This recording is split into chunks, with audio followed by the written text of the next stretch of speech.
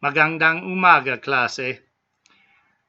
Welcome to English American Style, and today we're going to talk about choke up or choked up, maybe choke, and some of the various meanings of it. So interpreters, translators, ESL students, and others who just want to improve your American English, welcome.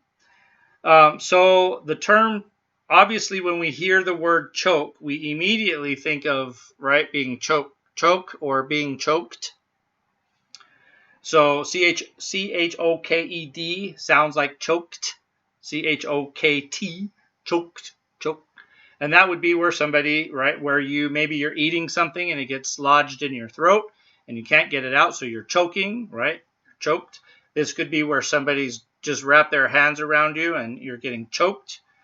But choked up often refers to somebody who is trying to maybe talk about something, and their voice, their throat starts to sort of get locked up or choked up, and they can't really continue. And so where you might see this is when somebody's emotional talking about something. So for example, I'm just going to show you this pillow. See this right here? This, I call this Magic Sparky. So a family member drew this Sparky. This is my puppy Sparky, and they put him in a magic outfit with a magic wand, holding some playing cards, magic, right, doing magic tricks, Magic Sparky. So I sometimes, Sparky passed away in October of 2020. So sometimes when I talk about Sparky, I get choked up. So that means that my voice isn't working right. Maybe I might get a little teary-eyed. So I'm nothing physical, nothing outwardly physical is happening. It's just the emotion makes it so that I can't really tell whatever the story is about him. And so I'll get choked up. And sometimes people will have that happen if students, you all know this, ESL students even more so translators and interpreters, you might have experienced this, is when you get up in front of like a group of people and suddenly you get choked up, like you can't speak. And maybe that's fear related, right? So a lot of times our emotions can affect whether or not we can speak.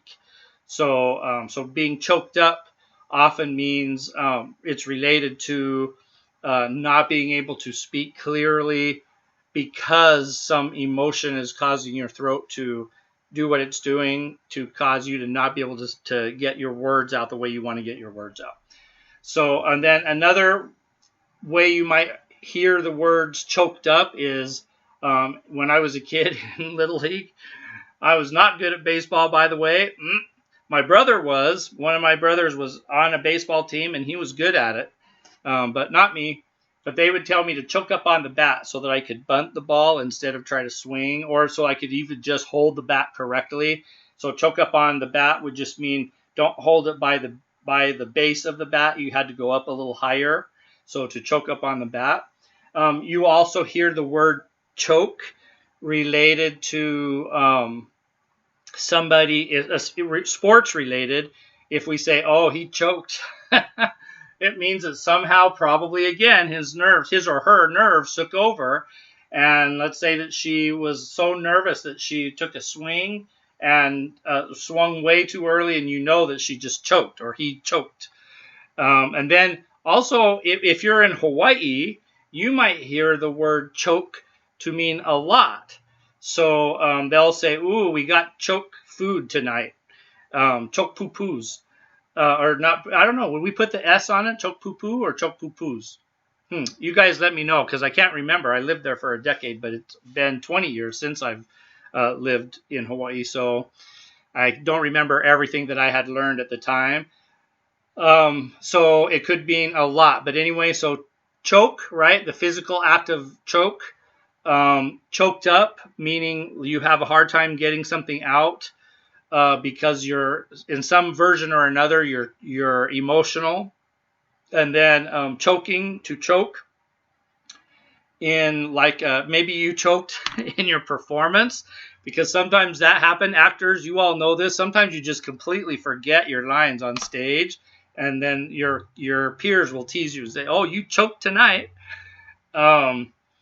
So, and then, yeah, and then the Hawaii term of choke. So if you have a different meaning, a different understanding of choke, put it in the comments below. Let us know where you're from, so that we can, and then show us how you use it in a sentence or in a concept, because we want to learn.